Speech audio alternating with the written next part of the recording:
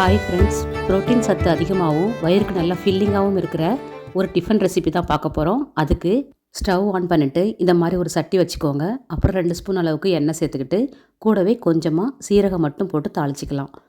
சீரகம் நல்லா புரிஞ்சு வந்ததுக்கப்புறமா ரொம்ப குட்டி குட்டியாக கட் பண்ணி வச்சுருக்கிற வெங்காயத்தையும் இதில் சேர்த்துக்கலாம். இது வந்து 2 மீடியம் சைஸ் வெங்காயம் சேர்த்துருக்கிறேன். நல்லா ஹை ஃப்ளேமில் வச்சு நல்லா வதக்கி விட்டுடலாம். நல்லா வதங்கி வரட்டுங்க. அதுக்கப்புறமா இதுக்கு தேவையான மஞ்சள் பொடியும் உப்பும் சேர்த்துக்கலாம். உப்பு சேர்த்ததுக்கப்புறமா சீக்கிரமாக வதங்கி வந்துடும். அதுக்காக முன்னாடியே நம்ம உப்பு சேர்த்துடலாம்.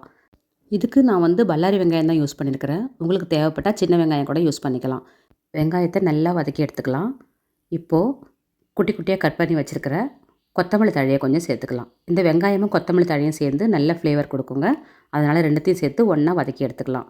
இப்போது கட் பண்ணி வச்சுருக்கிற 2 தக்காளியை சேர்த்துக்கலாம். அடுத்தது வெங்காயம் போலவே வெட்டி வச்சுருக்கிற குடமிளகாவையும் சேர்த்துக்கலாம். கூடவே நல்ல ஃப்ளேவருக்காக இஞ்சி பூண்டு பேஸ்ட் வந்து 1 ஸ்பூன் அளவுக்கு சேர்த்துக்கிட்டு நல்லா கலந்து விட்டுடலாம். எல்லாம் சேர்ந்து நல்லா வதங்கி வரட்டும். எல்லாத்தையும் நல்லா கலந்து வதக்கிக்கிட்டே இருந்தோம் அப்படின்னாக்கா இஞ்சி பூண்டோட பச்சை வாசனை எல்லாமே போயிடும். அதனால் அது வரைக்கும் வதக்கிக்கிட்டே இருப்போம். இப்போது ரொம்ப குட்டி குட்டியாக கட் பண்ணி வச்சுருக்கிற மஷ்ரூம் வந்து நான் சேர்த்துக்கிறேன். நான் வந்து 1 பாக்கெட் அளவுக்கு வாங்கிட்டு இதை சேர்த்துருக்குறேன். இது 200 கிராம் அளவுக்கு இருக்கும். இதையும் சேர்த்து நல்லா வதக்கி விட்டுடலாம். இது கொஞ்சம் வதங்க இன்னும் நல்லா குட்டி சைஸ்க்கு மாறிடும். வதக்க இந்த மாதிரி தண்ணி வர ஆரம்பிச்சிடும். அது வரைக்கும் நல்லா வதக்கிக்கிட்டே இருக்கணும். இப்போ வந்து தண்ணி எதுவுமே சேர்க்க வேண்டாங்க. இது எல்லாமே நல்லா சுண்டி வந்ததுக்கப்புறமா தேவையான அளவு தண்ணி சேர்த்து வேக வச்சுக்கலாம். இப்போது இதுக்கு தேவையான மிளகாய் பொடி, தனியா பொடி, சீரகப்பொடி, கொஞ்சமாக மிளகு பொடி, அப்புறமா கரம் மசாலா கொஞ்சம் போட்டு நல்லா வதக்கி எடுத்துக்கலாம். உங்களுக்கு எந்த அளவுக்கு தேவையோ அந்த அளவுக்கு காரம், மசாலா, உப்பு எல்லாமே சேர்த்துக்கலாம். இப்போ நல்லா வதக்கி வந்துடுச்சு. பாருங்கள், மஷ்ரூம்லேருந்து சுரந்த எல்லா தண்ணியுமே நல்லா சுண்டி வந்துடுச்சு. இப்போ நம்ம தேவையான அளவு தண்ணி சேர்த்து இது நல்லா வேக வச்சு எடுத்துக்கலாம். சீக்கிரமாகவே வெந்துருங்க. அதுக்கு தகுந்த மாதிரி தண்ணி சேர்த்துக்கோங்க. அவ்வளோதான், இந்த அளவுக்கு சேர்த்துக்கிட்டா கரெக்டாக இருக்கும். இப்போ நல்லா ஹை ஃப்ளேம் வச்சு கொதிக்க விடுங்க. நல்லா சுண்டி வந்ததுக்கப்புறமா இதை நம்ம ஸ்டஃபிங்காக யூஸ் பண்ண போகிறோம். ஸ்டஃபிங் வைக்கிறதுக்கு நம்ம செய்கிறதுனால நல்லா திக்காகவே செஞ்சுக்கலாம். இப்போது கடைசியாக கொஞ்சமாக புதினா இலையை தூவிட்டு கூடவே கொஞ்சம் கட் பண்ணி வச்சுருக்கிற கொத்தமல்லி தழையும் தூவி கலந்து விட்டுடலாம். இதை வந்து நம்ம கிரேவி பதத்தில் கூட எடுத்து இட்லி, தோசை, பூரி, சப்பாத்தி இது போல் டிஃபன் ஐட்டத்துக்கும் தொட்டுக்கலாம். நல்லாவே இருக்கும். இது நம்ம ஸ்டஃபிங் செய்கிறதுக்காக இந்த அளவுக்கு நல்லா ட்ரை ஆகிற வரைக்கும் நம்ம கலந்து விட்டுக்கிட்டே இருக்கணும். இப்போ ரெடி ஆகிடுச்சுங்க. இதை அப்படியே இறக்கி வச்சிடலாம். பாருங்கள் எந்த அளவுக்கு சூப்பராக வெந்து வந்திருக்கு. இப்போ மஷ்ரூம் மசாலாவை அப்படியே இறக்கி வச்சிடலாம். ஒரு பேன் எடுத்துக்கோங்க. அதில் இந்த அளவுக்கு கொஞ்சமாக வெண்ணெய் எடுத்துக்கோங்க. எடுத்துக்கிட்டு இதை அப்படியே இந்த பேனில் நல்லா ஸ்ப்ரெட் பண்ணி விட்டுக்கலாம். வெண்ணெய்க்கு பதில் நீங்கள் நெய் கூட யூஸ் பண்ணிக்கலாம், இல்லை எண்ணெய் கூட யூஸ் பண்ணிக்கலாங்க. இப்போது ஒரு ஸ்லைஸ் ப்ரெட் எடுத்து நம்ம இதில் அப்படியே ப்ளேஸ் பண்ணிடலாம். இதுக்கு மேலே நம்ம ஏற்கனவே செஞ்சு வச்சுருக்கிற மஷ்ரூம் ஸ்டஃபிங்கை இதில் அப்படியே ஸ்ப்ரெட் பண்ணிடலாம். உங்களுக்கு எந்த அளவுக்கு வேணுமோ அந்த அளவுக்கு இதை நல்லா ஸ்ப்ரெட் பண்ணி விட்டுக்கோங்க. முழுமையாக ஸ்ப்ரெட் பண்ணதுக்கப்புறமா சீஸ் எடுத்து அதை இதில் நம்ம துருகி சேர்த்துக்கலாம். சீஸ் இல்லைனாலும் பரவாயில்ல, அப்படியே ஒரு ப்ரெட்டை மேலே வச்சு நீங்கள் சாண்ட்விச் மாதிரி சாப்பிட்லாம். இப்போ நான் இதை மாதிரி சீஸ் எடுத்துக்கிட்டு அதை துருகி சேர்க்க போகிறேன். சீஸ் பிடிக்காதவங்க முட்டை பொரியல் கூட செஞ்சு இது மேலே அப்படியே ஸ்ப்ரெட் பண்ணிக்கலாம். அதுவும் இல்லைனா டொமேட்டோ கெச்சப்போ இல்லை மயோனைஸோ வச்சு கூட நீங்கள் யூஸ் பண்ணிக்கலாம்.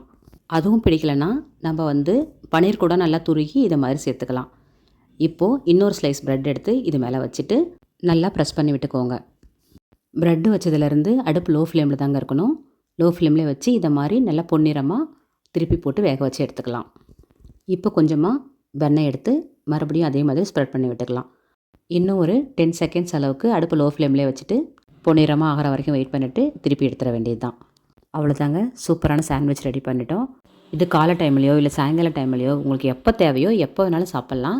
ஒன்றும் பிரச்சனை கிடையாது. இதை வந்து நீங்கள் டிஃபனுக்காக யூஸ் பண்ணிக்கிட்டிங்கன்னா ரொம்ப ஃபில்லிங்காக இருக்கும். குழந்தைங்களுக்கும் நீங்கள் கொடுக்கலாம். ஸ்கூல் போனால் கூட அதை நீங்கள் மதியத்துக்கு கூட கொடுத்து அனுப்பலாம். லன்ச் டைமில் சாப்பிட்றதுக்கு சூப்பராகவே இருக்கும். நம்ம வச்சுருக்கிற ஸ்டஃபிங்கில் நீங்கள் பச்சை மிளகாய் யூஸ் பண்ண வேண்டாம். அப்படி யூஸ் பண்ணிங்கன்னா குழந்தைங்களுக்கு சாப்பிட்றதுக்கு ரொம்ப கஷ்டமாக இருக்கும். அதனால் வேண்டி தான் நான் பச்சை மிளகாய் யூஸ் பண்ணலை. பெரியவங்க மட்டும் இருந்திங்கன்னா யூஸ் பண்ணிக்கலாம் தேவைப்பட்டா. எப்போவும் இட்லி, தோசை, பூரி, பொங்கல்னு சாப்பிட்றதுக்கு பதிலாக இந்த மாதிரி ஒரு டிஃபன் ரெசிபி செஞ்சு சாப்பிட்டு பாருங்கள். வயிறுக்கு ரொம்ப ஃபில்லிங்காக இருக்கும். நல்லா டிஃபன் சாப்பிட்ட ஒரு ஃபீலிங் இருக்குங்க. நீங்களும் ட்ரை பண்ணி பாருங்கள். வாங்க நம்ம செஞ்சுருக்கிற சாண்ட்விச் எப்படி வந்திருக்குன்னு பார்க்கலாம்.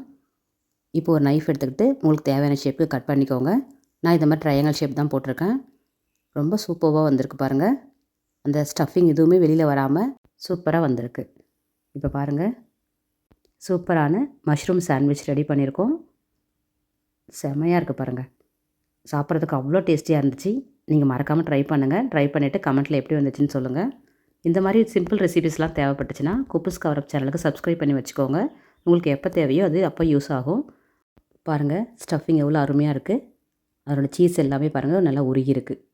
ஆனியன் டொமேட்டோ கூட மஷ்ரூம் நல்லா வதக்கி மசாலா சேர்த்த ஸ்டஃபிங் உள் பக்கமும் பட்டரில் பொன்னிறமாக வாட்டி எடுத்த ப்ரெட் வெளிப்பக்கமும் சேர்ந்த மஷ்ரூம் சாண்ட்விச் பிடிச்சா லைக் பண்ணுங்கள். தேங்க்யூ.